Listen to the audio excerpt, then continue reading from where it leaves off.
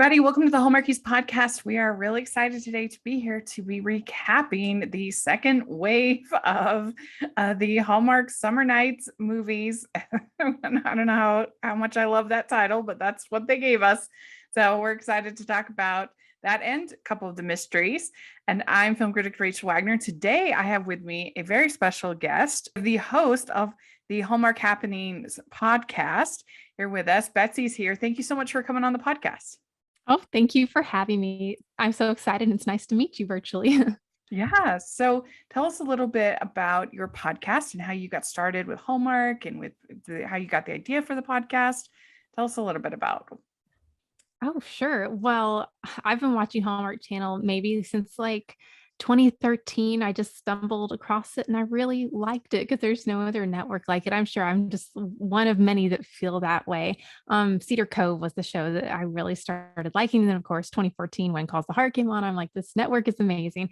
But I guess as far as like wanting to create a podcast, when I heard, I guess a couple weeks before the Bubbly Sesh was announced that they were ending, I just discovered the Bubbly Sesh myself. And then when I heard they were ending, I was like, this might be a great time to kind of come in and fill somewhat of a void. But I know that there's like a great podcast, obviously Hallmarkies and Deck the Hallmark, among many other Hallmark podcasts. But I was like, it's such a neat way to kind of share your thoughts on the movies with other people who love the network as much as I do. There's so many fans out there, and it's great that people want to hear other people talk about it.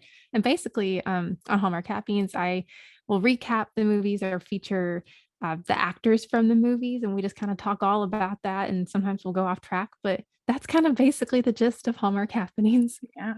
So you started in like May? May 23rd. 2020? Yeah. Okay. Yeah. Because I was going to say they announced Bubbly Sesh right around that time. So Yes, unfortunately, exactly. So it was right at the end of May, beginning of summer. 2021. Yeah. Well, we're excited to have you part of the Hallmark podcasting family. We always say that, a rising tide raises all ships. So the more that we can get involved in this whole fun process, the better. So I wish you all the best of luck. And I believe you had Cammie and Bree on your show. Is that correct? Yes, they Yeah. were so much fun. Yeah. I didn't expect to have that much fun. They were amazing. Yeah, they are super fun. We love both of them so much. So that was a good pull. You were very Oh, they so much personality. I tell you yeah, what, yeah, I was yeah. just like laughing. I'm like, if anyone hears this, they're just going to be rolling on the floor laughing because those are Yeah. two funny ladies. Yeah, no question. We'll put a link down to that if people want to listen to that episode. Then they will have a lot of fun with that one. So let's dive in. We have a lot of movies that we're talking about today. We have what is it, 7 films that we're talking about today. And we are not going to talk about the Murder She Baked because we've already recapped that. And I haven't watched any Murder She Baked. It's a big hole in my Hallmark viewing, and so I didn't feel like I could give a good response to this new one without having watched the old ones, and I didn't have time because I just was on break. And so anyway, we've already reviewed that on the podcast, so that we're not talking about that today. But the rest of them we're going to talk about. So what did you think overall of Summer Nights, both wave 1 and wave 2 for 2021? Do you think it was a good season or not great? Well, I am with you on the titles. Wave 2, I'm like, well, interesting timing, but Ocean Wave. Think Yeah, Ocean Wave, not not not the craziness in coronavirus. the world. But yeah, I I think this goes with everything. Even with Christmas, there are always a few movies that stand out that you're like, oh, I really enjoyed that one. And then I have to think back, what were the others? I don't remember. And it's not that they were bad. They didn't stick out in my mind, if that makes Yeah. sense. But there were definitely from both waves. There were a couple that I just loved and I will watch again when they come on just because they were great. So, I mean, there were definitely some winners in the waves. What do you think? Yeah, I agree. There wasn't any that were too terrible. They were all, in my opinion, watchable. But my favorite was definitely her pen pal. That was the best of the season, best of the year, honestly, in my opinion, for Hallmark Oh, 2021. it really was. It was Yeah, so so good. That's good. like the only one, I guess. I can't even remember the others in the first wave. That's what I'm talking about. Her pen pal was just so great. Yeah. And I have to say, I talked to, I don't know if you saw Lachlan Hebor, who had the role of Cameron, the ex. Oh yeah, He's charming. He's actually sure. British. If you want to listen to that and just listen to a British accent for an hour and 10 minutes, it's dreamy. Yeah, yeah. Cool. That sounds great. But that's wave one. We're getting outside of wave two. Okay, yes, wave two. All right. Well, it started on the 31st of July and it was Love for Real. And this stars Chloe Bridges, Tiana Tully, Scott Michael Foster, Corbin Blue. We actually technically did do a full recap of this movie as well because my friend Haley Strong is a podcaster about The Bachelorette and Bachelor, so I couldn't resist having her on to recap this movie because she's hilarious and I really enjoyed that episode.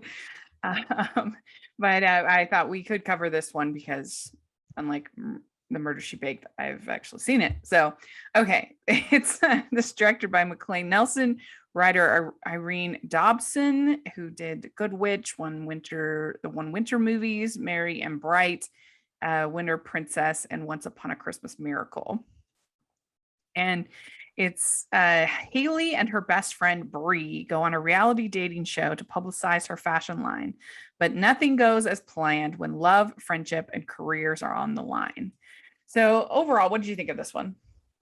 Now, this was one I remembered. I very much liked it. I thought it was a unique concept. It was beautiful. I mean, then you had Corbin Blue, which he's huge for High School Musical fans. That was really Sure. exciting to see him all grown up.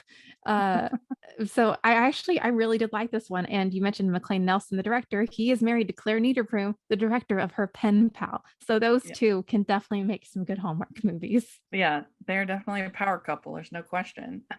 Oh, I know. I mean, I want them just to work together on a movie, but yeah, I really did like this one. I thought Chloe Bridges, she had kind of a sarcastic side, which Hmm. was different because a lot of I don't know if you feel this way, but a lot of the leading ladies are similar in their personalities. And it's Hmm. nice when you have one that has a little bit of a different personality. And Chloe Bridges definitely had that. And even Yeah. Bree, played by Tiana, she had a little bit of a different personality too. And it was Mhm. nice. Yeah, we had Tiana on the podcast, and she was so bubbly and fun and sweet. I really enjoyed getting to talk to her. I think she has a lot of potential in the. I hope they don't sort of typecast her as only being in sort of summer Hawaiian movies because I think she has a ton of potential to be in a lot. She just has that bubbly, fun personality that I think would be really good for Hallmark. I completely agree.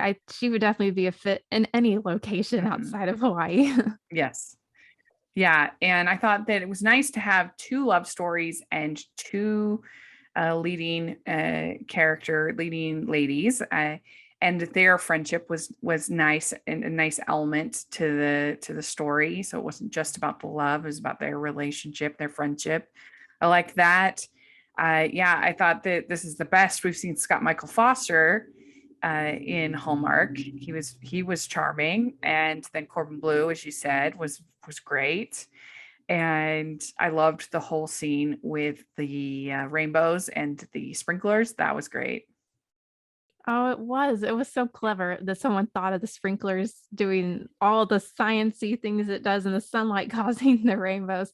It was really pretty. I mean, Yeah, and of course we had the other Hawaii movie. It's funny. So I guess the first movie of wave one was You Had Me at Aloha. Then the first movie of wave two was a Hawaiian movie. So that's true. kind of funny. I didn't think of that, but beautiful. Just Hawaii's beautiful. Oh, gorgeous. I love Hawaii so much. And I think this is the better of the two. Do you agree? I do agree. I definitely do. I guess I don't know if do you feel like it's just hard for me to see Pascal and Kevin outside of Hope Valley? That's just I'm closed in my little box. Just stay in your Mhm. early 1900s attire, and I like it. Well, yeah, and the the major, I don't know, they I guess they have all these rules or whatever in their contract that they like can't kiss, different things like that. And the ending kiss in You Had Me Aloha was so bad and so awkward. And I don't know, I just like overall, I kind of left feeling like that didn't have the chemistry that I wanted it to have. You think because they are so good, and they're the best part of One Calls Heart, in my opinion. But like because it's set in the past, it doesn't require this the same, even by Hallmark standards. Rosemary and Lee don't require the same kind of intimacy that you need in a Hallmark movie where people are falling in love, right?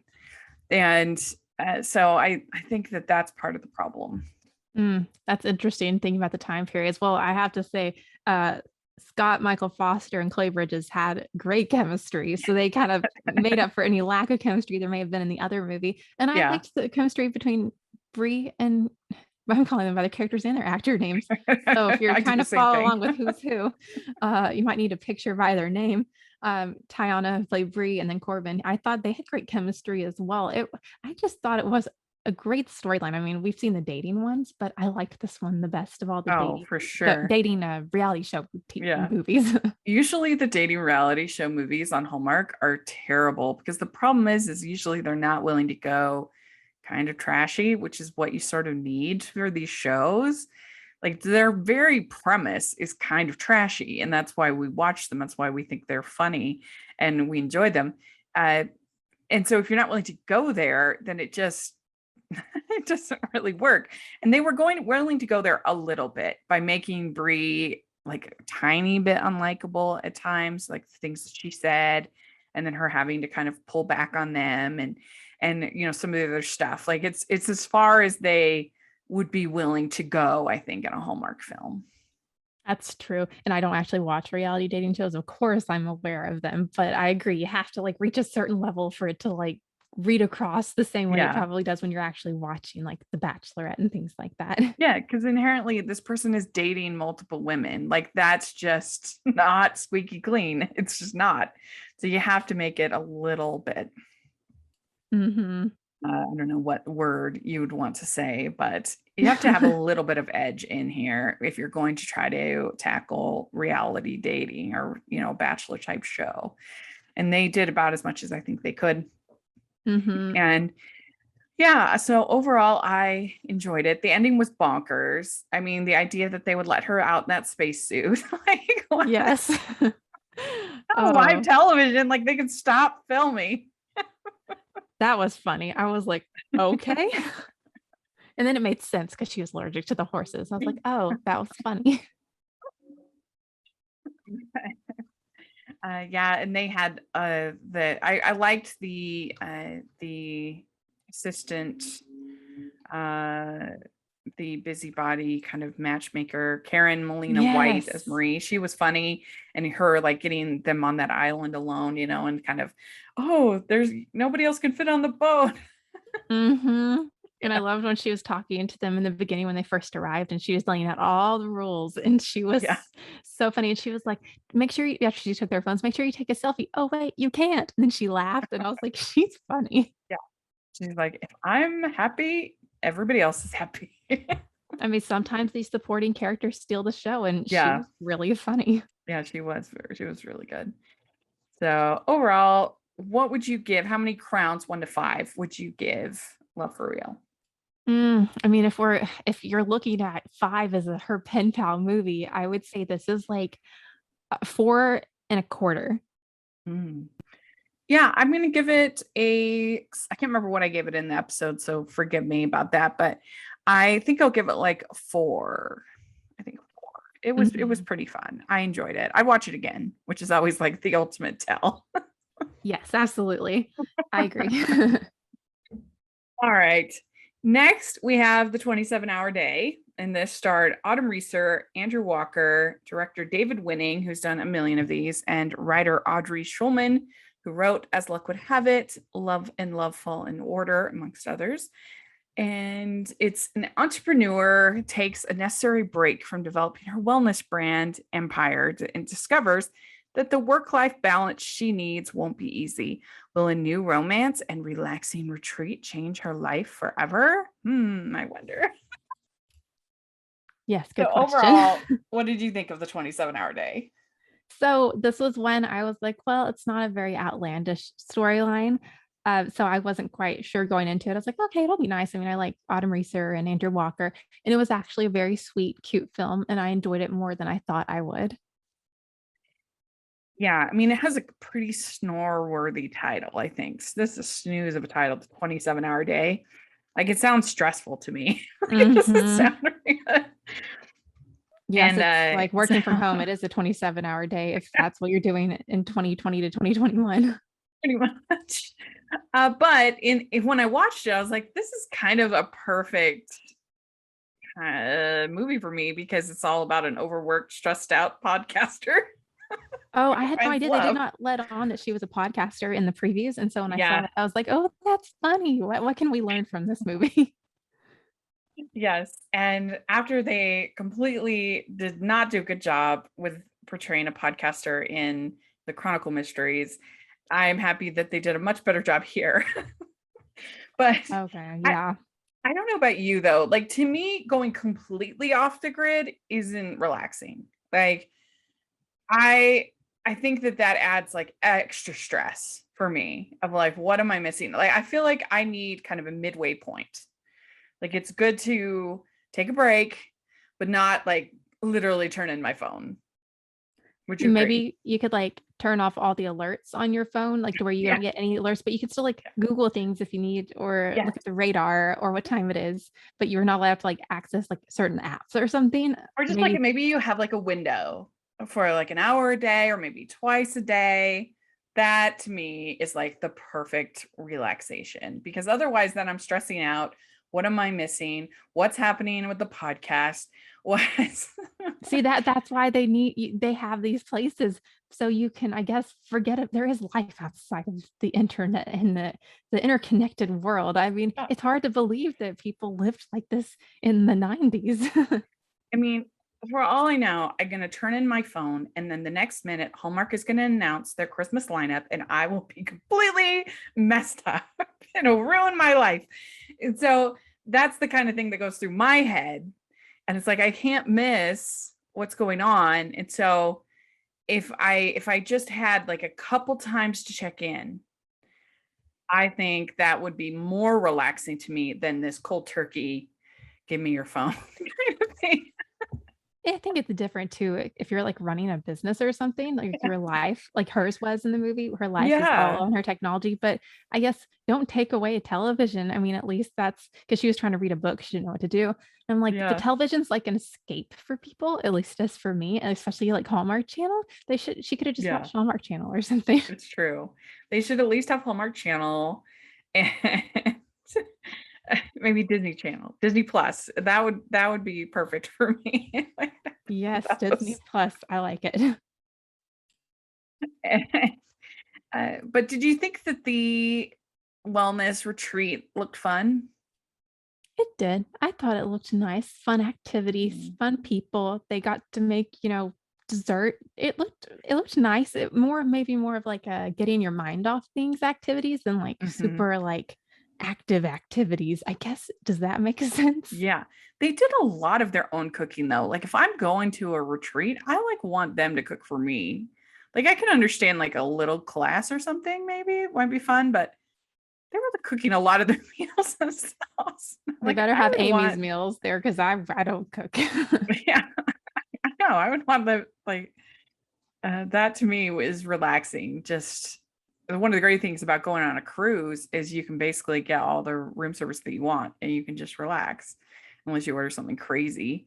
But I don't know. Just having to cook your own food doesn't sound that relaxing to me. Yeah, I mean, some people find cooking relaxing. I'm not one of those people, but Yeah. I can, but not when I'm going to a retreat like that. Like I want to get my money's worth.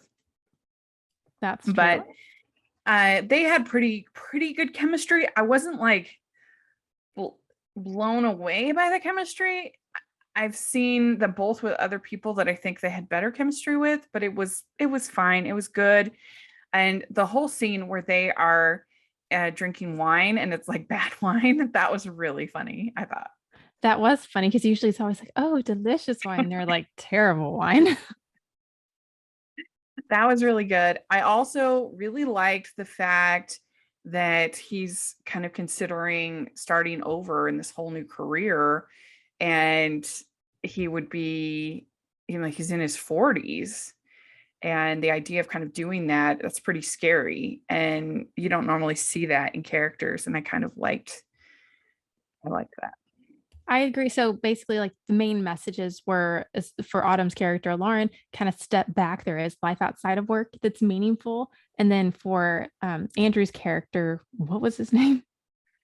I uh can't remember I his don't name in the remember his movie. name. But Andrew. Andrew Walker. And his was like even if you had to give up on maybe a dream when you were younger, you're never too old to start something and you can always go back to school. So I thought those were a couple of really nice messages. And you don't have to give up something to get something because a lot of times, the lead actress will leave her job or leave a dream behind to stay with the guy or whatever, vice versa. In this case, they both continued chasing their dreams. And that was a Mhm. nice departure from a lot of the storylines.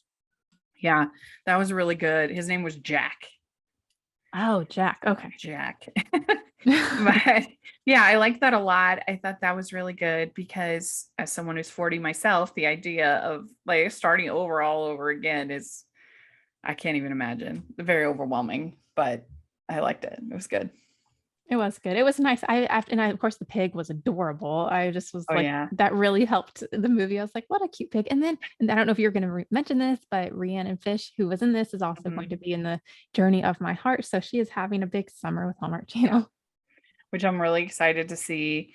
I hope that her leading role turns out great. I'm really hopeful for that. And they did have a pretty early kiss in this movie, which was nice.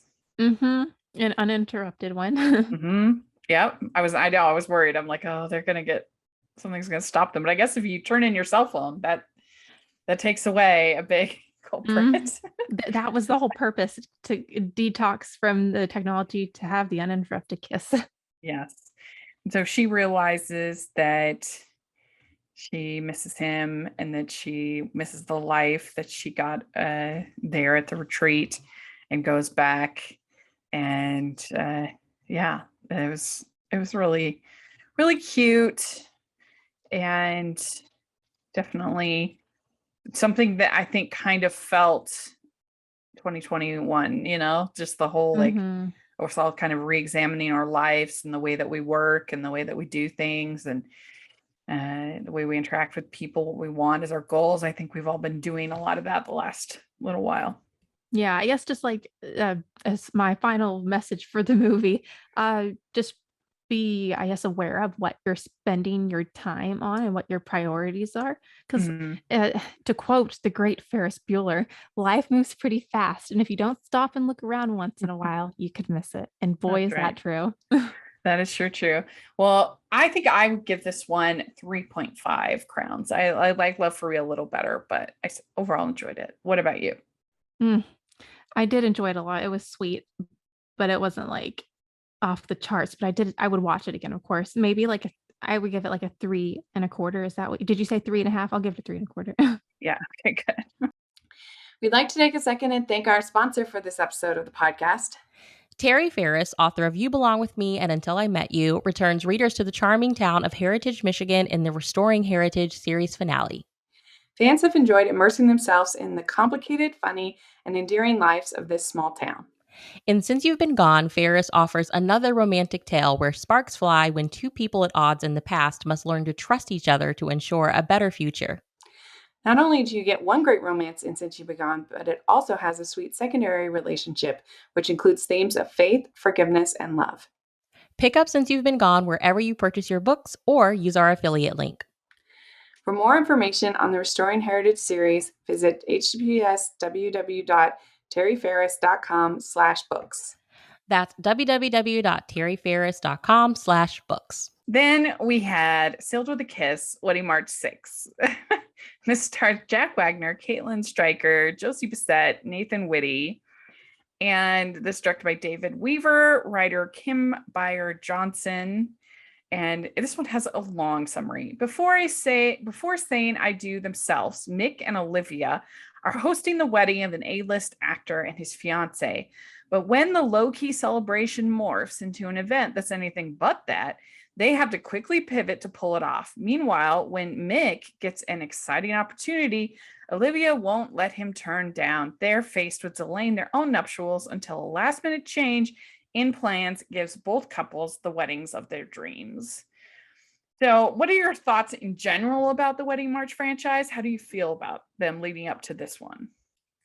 Okay, I have several thoughts. One, I've watched all of these every year since they've come out. I love the Wedding March movies. I love Oh, Josie okay, Bissett. I good. love Jack Wagner. I watched Uh-huh. all of them. I binged them the week before this came out, just because there's so many things that went on, and there were 5 movies, and I binged them. Uh-huh. I loved all of them. I thought the personalities and the storylines were really fun, especially in the first 3. And in no way is there anything like there's no such thing as a bad Hallmark Channel movie. All the cast and the crew work incredibly hard on to make these movies. They make them so quickly. And I didn't quite feel like this one felt like it was part of the series. It felt a bit different to me just because I literally binged all of them. I finished the 5th one an hour before this one started, and it just felt a little different.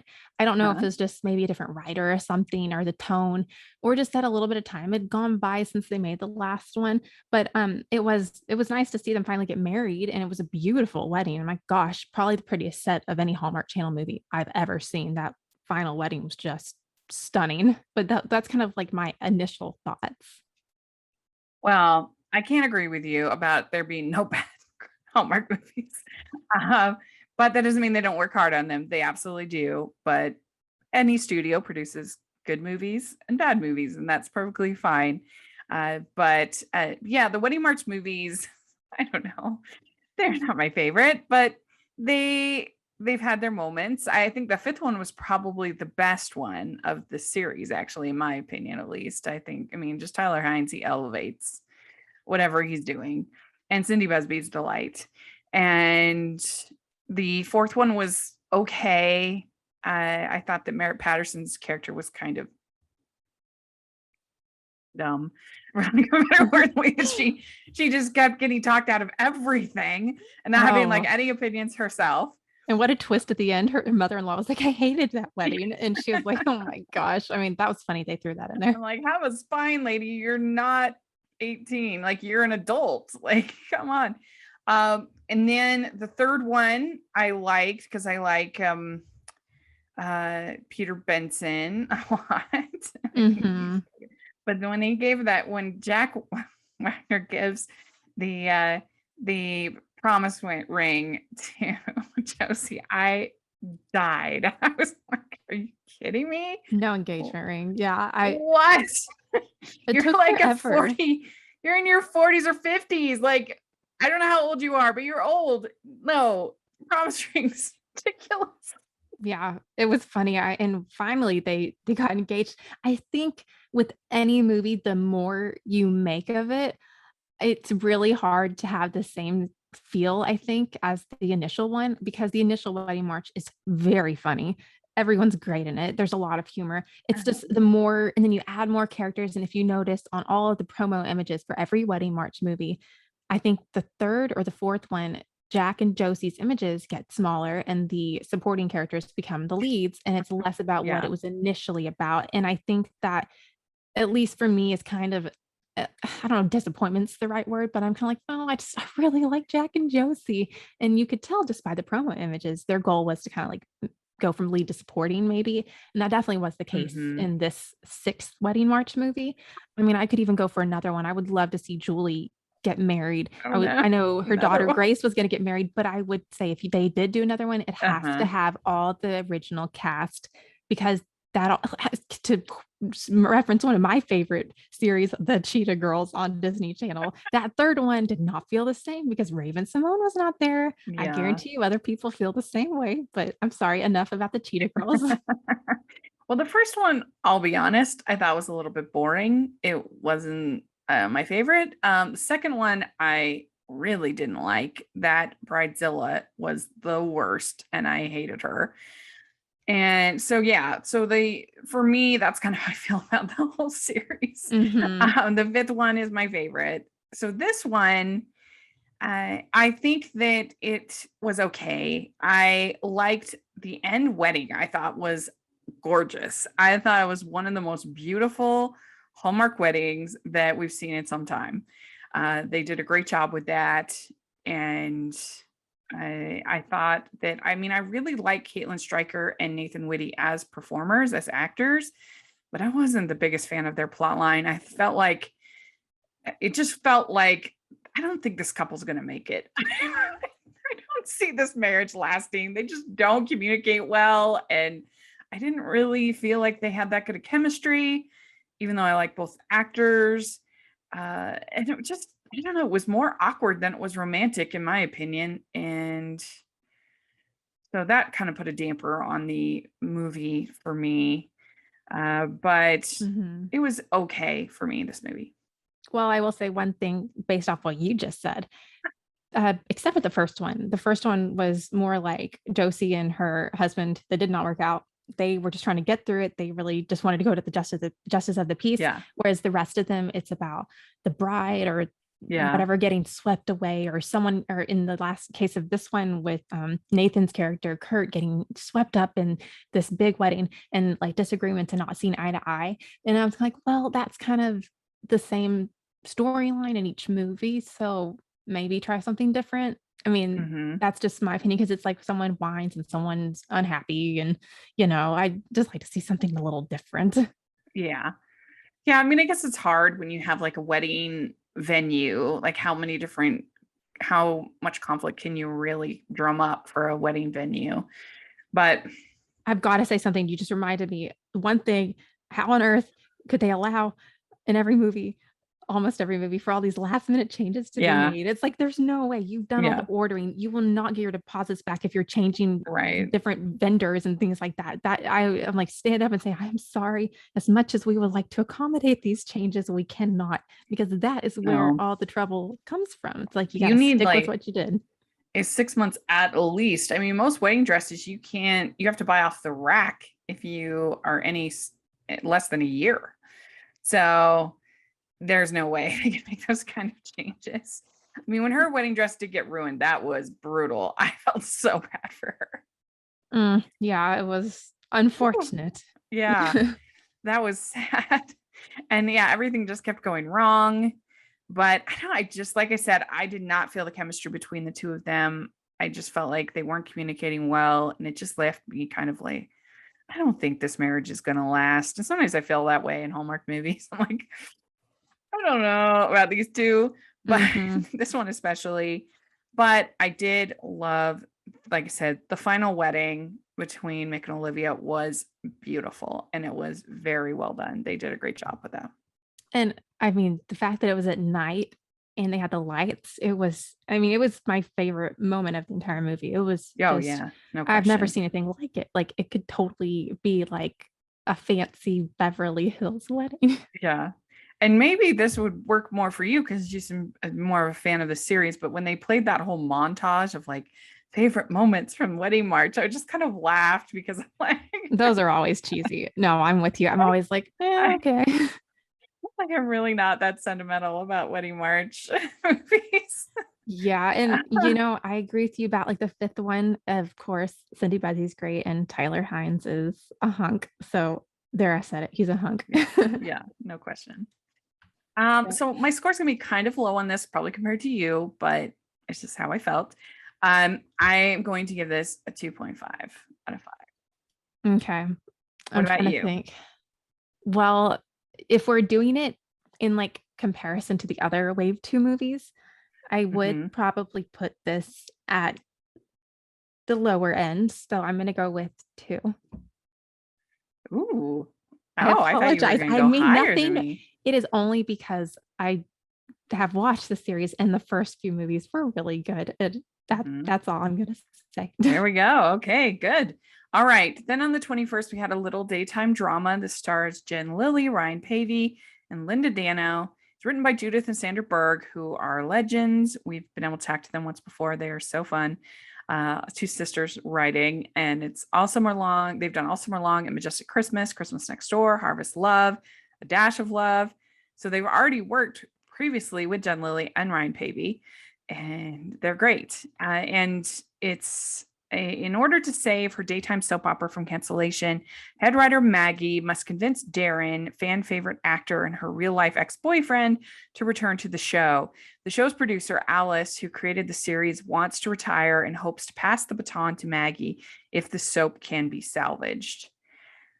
So I have to say, I was pretty disappointed in this movie. I was expecting it to have a little bit more camp to it, be a little bit more fun, and they took it very seriously. And I honestly think that you could sub out soap operas for almost anything else and it would have been exactly the same. You could have it be a well-loved sitcom that's going to be canceling if they don't bring the actor back. You could have it be a play. You could have it like a Broadway play. It would be exactly the same. There was so little that was done to make this kind of make it feel like a soap opera, kind of get I think my expectation was probably a little unfair because I don't think Hallmark has it in them to make soap dish for Hallmark, but I was just hoping it would be sort of along that path. And Soap Dish, if people don't know, is a really funny movie about the inside lives of the soap opera stars from the 80s. It's really good. It's R-rated, but it's really good. Oh. Anyway, if you want to see Robert Downey Jr. pre Iron Man, you should check it out. It's really funny. Whoopi Goldberg, Sally Field. And I was just hoping that it would at least have some of that kind of cheekiness that you have in a soap opera, some of that melodrama that you have in a soap opera. This was so bland to me, and I was just pretty bored the whole time watching it. I didn't think that they had very good chemistry, which is strange because they've made another movie before, so you figured they would. I think they should have at least made Linda Dano a little over the top, like a diva, make her funny. But she was just kind of sweet and sincere and just not that much fun. And I don't know. I was very disappointed by it. I didn't really like it. Sorry. What did you think? Hey, we're all entitled to our opinions. That's what makes this fun. Everyone can share their thoughts, and everything resonates with some people, and other people, they don't like it. Like, not everyone loves Napoleon Dynamite like I do. Some people hate that Napoleon movie. Dynamite. And you're from Utah, right? Yes. Of course they filmed in Utah, so we're not going to go off track, but great movie. But see, not everybody likes it. It's not for everybody. Vote for Pedro. Okay, so I do love Christmas Next Door. I didn't realize that the Berg sisters wrote that. That's a really cute movie. Yeah, it's cute. It did feel different than this one, that's for sure. But I am a fan of soap operas. I've watched Days of Our Lives for years, so I definitely was excited about this one. I guess they could have played up more, like maybe showing like the really overacted scenes when they were like filming the scenes from the soap operas, like where they kind of like just, they don't actually do this, but like look at the camera, but just like maybe like over dramatize it to show how kind of goofy soap operas can be. That would have been funny. It didn't quite play into that as much, but I might have liked to see that. I understand, like I said, it was probably a bit of an unrealistic expectation that I had, because Hallmark's not going to they're not going to do Soap Dish, but like it was just boring. I wish they had just a little bit of melodrama, a little bit of like, I don't know, one scene where a character, maybe you can't have them slap another character. That's too much, maybe, but along those lines, something with a little bit of drama. It's called a little daytime drama. Like, come on. Yeah, I guess this is more like a look at the business side of it. Truthfully, you're looking at the network heads, you're looking at the writers and the producers, rather than maybe like the acting side of it. That's interesting. I didn't even think about that. It was really more of a look at like the studios and what that is like. Even that felt completely flat to me, because I mean, the idea that they're going to like retool the soap operas so that they can start to appeal to younger viewers and stuff like that is kind of ridiculous. I mean, soap operas are on their last life and they're barely hanging on for a dear life. They're not, there's not some like magic formula that all of a sudden, I mean, maybe if you put it on Netflix and you, I don't know, maybe you make it more like Bridgerton or Virgin River or something like that. But it's just, it's just not, nothing about the business side of things felt real or realistic to me from everything that I know about that world. And like I said, I just felt like you could have replaced soap opera with anything and it would have been exactly the same. And they did, I liked all the soap tropes. I thought those were funny. To quote Jen Lilly, she came up with that. I did not soap tropes, but there were a lot of funny things they mentioned, like the kid being aged up, multiple years. But it would have been funny, I guess, like you said, you can only be scandalous to a degree for them to have included a few more kind of scandalous storylines, because I mean, honestly, that's what soap operas are. They're a little bit ridiculous.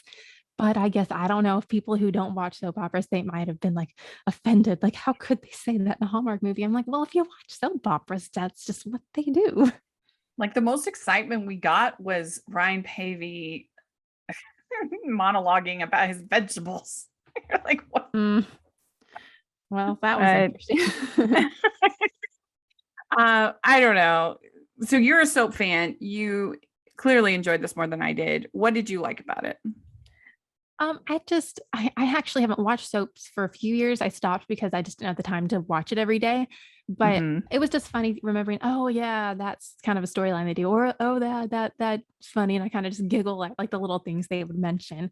I thought Jen's outfits were great. I do want to say one thing. I don't watch The Bold and the Beautiful. I know it comes on like after the news, but they did a thing last year where they actually took like the filming to like, I don't know if it was Italy or somewhere overseas, like a European country, and they did it all there, and it was so dramatic and funny.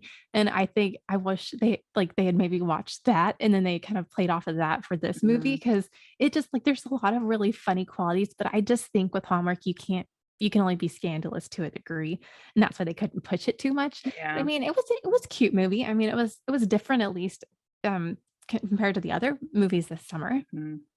Yeah, I think they should have made Linda Dano more like maybe one of the sort of jerks in a royal movie, like Jane Seymour or something like that in the Lacey Bear movie, like kind of snobby and whatever. Like that would have been kind of funny, you know, Mhm. Yes. or some just made her something. Or a little wacky, kooky, like goofy. Like, who Yeah. they could have had?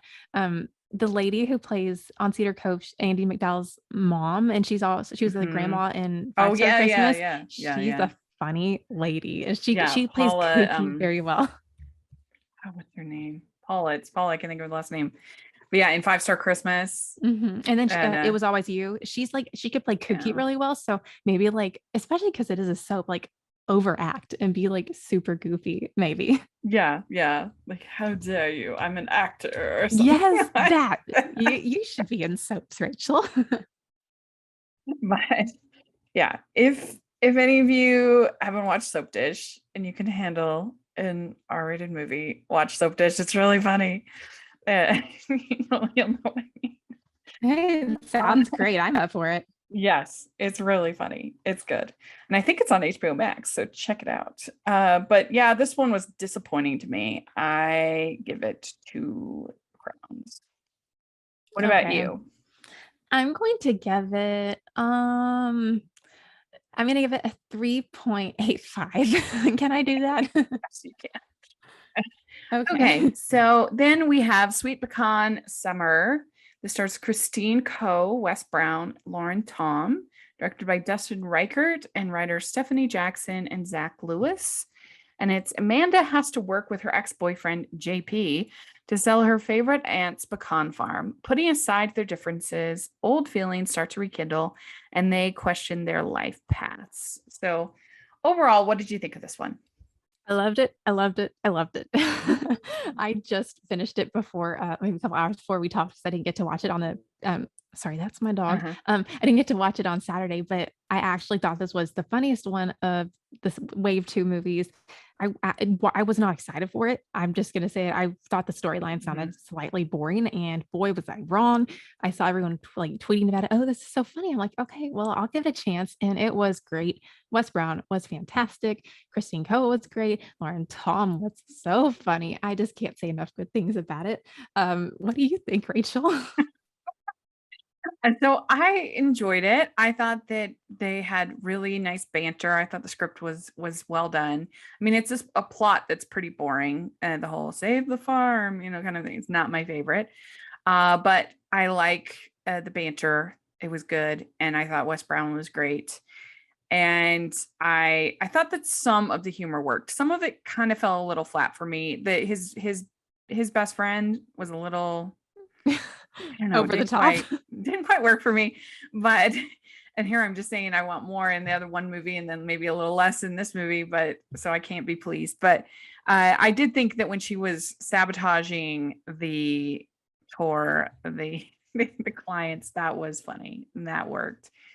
And Mhm. I really liked her aunt. I thought she was great. Uh, I I I don't want to sound mean, but I didn't think that the lead actress was the best. She was a little stiff to me, a little wooden, and that did hurt the chemistry, I think, a little bit. Um, I would like to see her maybe again and keep trying. It wasn't like a disaster, but I thought she was a little stiff in her acting. But it was a beautiful location. That farm was great. And overall, I enjoyed it. I thought it was pretty good. Yeah, this was one that I did not expect to like as much as I did because, like you Mhm. said, the farm storyline's been done before, and it sometimes is a little not boring, but just kind of there. And this Mhm. was really funny. The writing was really funny. Like when he says, Yeah. "I'll miss you," and she's like, "No, you won't." And then I thought it was so funny. I mean, I know his friend was like over the top, but I kind of appreciated that because at least they like Mhm. went for it, and it Yeah. wasn't just like very subtle, natural acting. Sometimes I like when people are over the top the Yeah. change. And he was funny, like he threw the beanbag into someone's nachos and he was Oh, yeah. complaining about his kids the whole time, which I was like, that is so un-Hallmark. I thought that was really funny. Mhm. Yeah.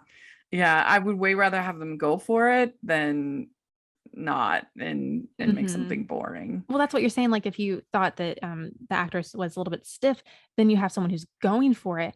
That may make someone seem even more Yeah. subtle in their acting when someone next to them is like really over the top. It's just Mhm. like, I don't know, it just have like balance and everything. But I did appreciate also her aunt was a little bit goofy, and I Yeah, she appreciated was that as good. well. She was sweet.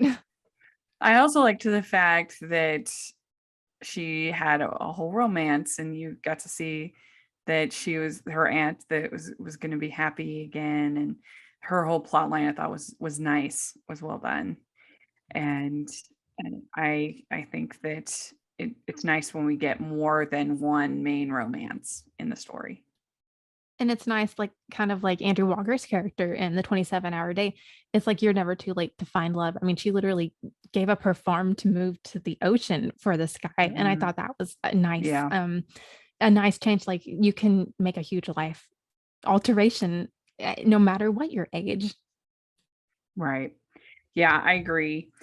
So I'd be interested to see. I think I don't know. I don't think either of these writers have done anything for Hallmark before, so I'd be interested in seeing what they could do next. But this was also not a summer movie. I don't like when they do that. This was a fall movie Mm. given a summer title. I They're think like they're just off on harvesting their and stuff. I mean, seasons. it's fall. You know what it is? It's global warming. It's throwing off all of our seasons. It's even affecting Hallmark Channel. Hallmark being lazy and thinking we're not going to notice when they slip a fall movie in the summer. Like Oh, when that Jessica Lowndes Wes Brown movie came out, but it was clearly a summer movie and they have it in the fall. mm, She's all wearing sundresses and all this stuff. And you're like, you think yeah, you can I trick us, Over the Hallmark? Moon. That was yeah, Over another the Wes moon. Brown movie. Yeah. Um, what was it? He said when he was in the truck and he was like singing and he was like Oh, singing yeah. terribly. I was like, this is funny. I mean, it's like That was funny. compared to some of the others, like I liked it compared to like Sand Dollar Cove. I thought they really were kooky and went for it, and it Hmm. worked. It was funny, and I hope they do more like this. You don't have to do every one where there's really goofy characters, Yeah. but it's a nice change, and it was also nice to see like all new faces aside from Wes Brown. Yeah, it was. And I appreciate the diversity. It Hmm. definitely it's just makes it feel more fresh, even if it's kind of a tired story line. If it's happening to different people than we typically see, it feels fresh, more fresh. And it was so funny in the beginning. She had this amazing idea for this like natural skincare line. And the other guy was like, we'll send Oh you the yeah. lilac. And then it shows them celebrating and he's like smiling with everybody for the lilac. And I was like, that's kind of Oh, funny. But yeah. yeah. Yeah, the amazing revelation with the skincare line. A lot of people were comparing that to Harvest Moon, but I feel like Harvest Moon felt, because it's from a pretty early spot that she finds out about the hand cream, and they're using it from pretty early in and this felt kind of, a way to wrap it up at the very end. Like a kind of a closure, a nice little Yeah, tie because and bow on it all. yeah, because when she's there talking to Lila in Harvest Moon, she finds the product. She's like, "Oh, this is," and then like throughout the movie, it's like a small thin element. So then when she decides to use it to save the farm, it's a little more natural. This felt a little more tagged on, but it was still worked. It was cute. So I would give this one 3 crowns. What about you? Again, I mean, if you're ranking everything to her pen pal, it's really hard because that was a fantastic movie. Maybe I did like it the best, one of the best of all the Summer Nights movies. I'm gonna give it, I can't remember what I gave Love Real because I liked that one. I'll give this one a 4.25. Right. Yeah, I think I gave, if I'm not mistaken, her pen pal 4.9. So almost Mm-hmm. a perfect score. It was great. All right. So we had Mystery 101 Deadly History. This stars Jill Wagner, Christopher Ploha, Robin Thomas, and is directed by Stacey N. Harding, writers Jonathan Christian Plummer. And then this is Amy and Travis travel to New York to investigate when Amy's uncle goes missing, and the initial clues make them fear the worst. So what is your feeling overall about the Mystery 101 series? Have you seen them? Well, I've got to be honest with you, Rachel. I actually have seen none of the movies and mysteries. See, that's how much I watch that network or that channel, just because I barely have enough time to squeeze in all the regular Saturday Mm-hmm. movies. But of course, I know who Jill Wagner is and Christopher Plaha. I know of the series because I see the promos and I just like pay attention to what's going on. Mm-hmm. So I know it's a very liked one as far as the mystery series go. It's a fan favorite from what I hear. Yeah. Well, so this movie, basically they're over in New York, so it's away from their home base, and they're there with her father because their uncle has come up missing. They're trying to find her uncle. Her uncle is way younger than her father, is actually more like is only I think 6 years or something older than Amy, than Joe Wagner's character. He's played by Peter Benson in the movie, and that's her uncle.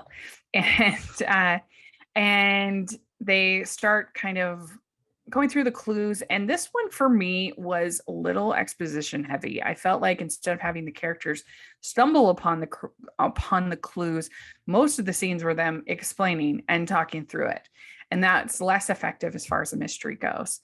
uh, and the ending, I guess since you haven't seen it, I don't want to spoil the ending. The Oh, you ending, can.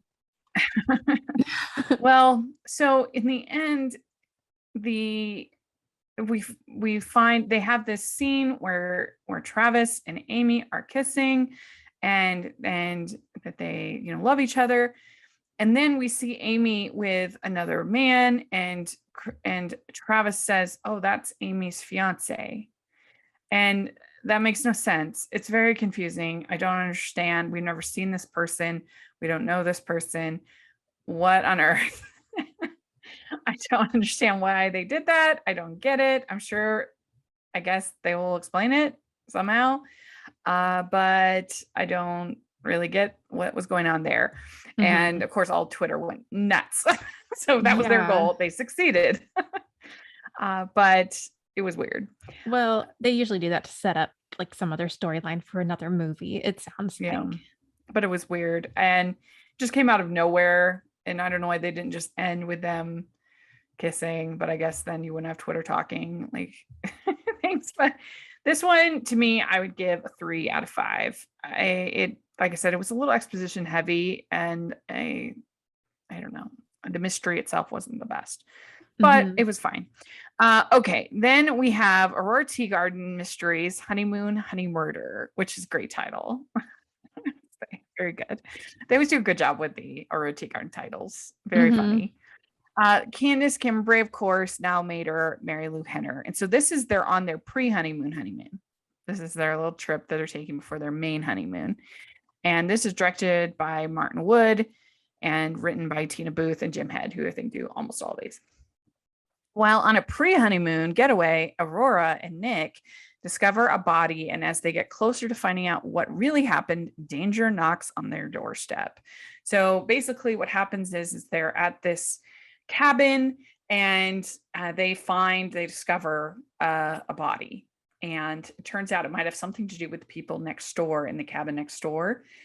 And there was a pretty intense scene where Aurora and Ian get shot at, and they did a pretty good job with it for this kind of a cozy mystery, I thought, of making Aurora feel like she really was in peril. And then there's also a great scene with Lynn, who is played by Miranda Fergone, who is is one of the chief investigators, but she's also married to Arthur, who wasn't in this one. And Arthur is usually the one at the police that he's usually the detective that works with Aurora. But Aurora used to date Arthur. So there's like some animosity between Lynn and Aurora, right? Yes. And Aurora would drive you crazy if you were a police officer, because you're trying to do your job and she's in there all the time with all of this stuff, getting into trouble, making things difficult, because she has this club, the Real Murderers Club. Well, anyway, so finally Lynn had it, and she gave this whole speech about how Aurora likes to solve puzzles, and puzzles are helpful, puzzles are good, but she has to look at the whole case. She has to put all of the clues together, and she can't just be out there like solving puzzles. And if she went on to every single little puzzle, then she would waste a ton of time, which is totally true. And I thought it was very satisfying, because you don't usually get that kind of like, stop being a busybody matchmaker, you're driving me crazy. Yeah. And I thought it was very cathartic as a viewer that somebody in one of these mysteries finally said something about these busybody matchmakers. I love that. I thought she did a great job with that. And overall, I thought it was a really good mystery. There were a lot of good red herrings, and there was some actual intimacy, like very minimal, but like little alludes to their honeymoon, which I appreciated, because sometimes I get sort of intimacy starved in these movies. Yeah. It's a little light on the intimacy. Yeah.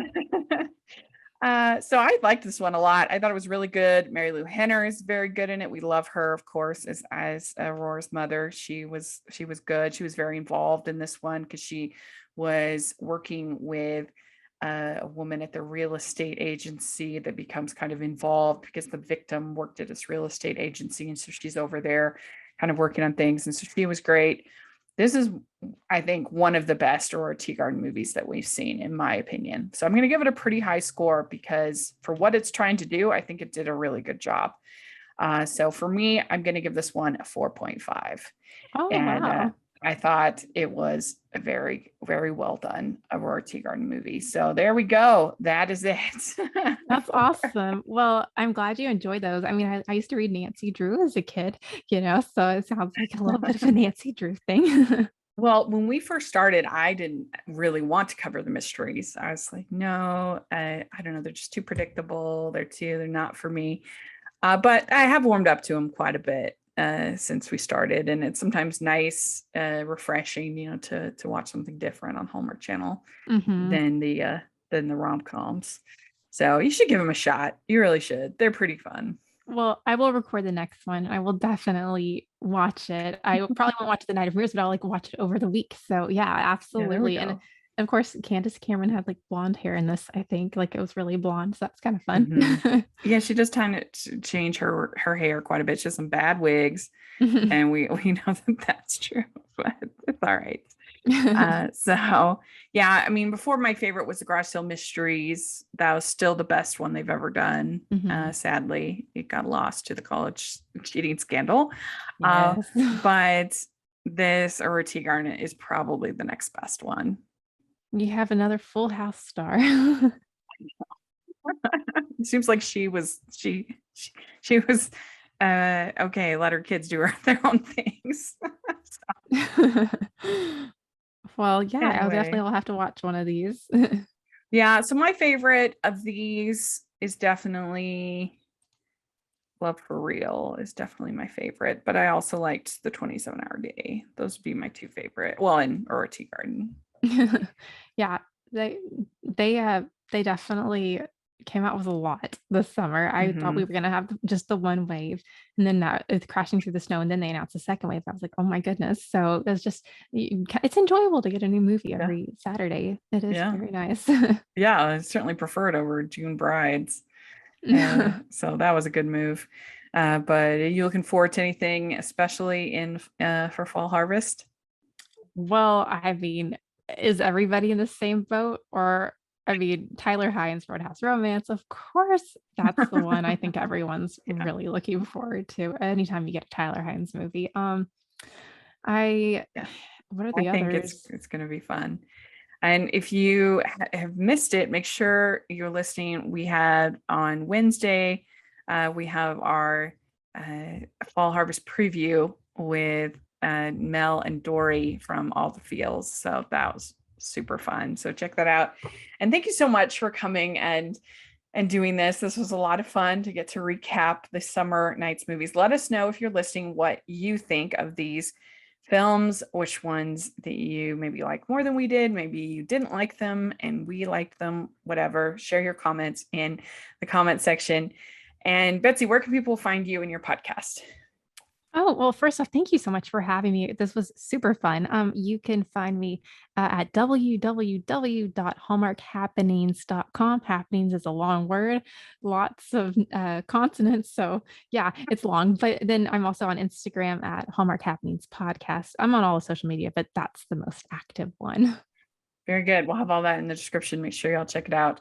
And you can find me at Rachel's Reviews, all of our social media, iTunes, YouTube, and on Rotten Tomatoes. So you can check out all of the newest releases, reviews over there from me. And then also make sure you're following the podcast at Hallmarkies Pod and Hallmarkies Podcast, all of our social media. And if you are listening on iTunes, please leave your ratings and reviews for both of our podcasts. We would sure appreciate it. And if you are listening on YouTube, please give this video a thumbs up and subscribe to our channel. We sure appreciate that. And we also have our patron group. It's only $2 a month to join. And we have patron watch alongs every month. This month, we are going to be having Brittany Bristow on for September.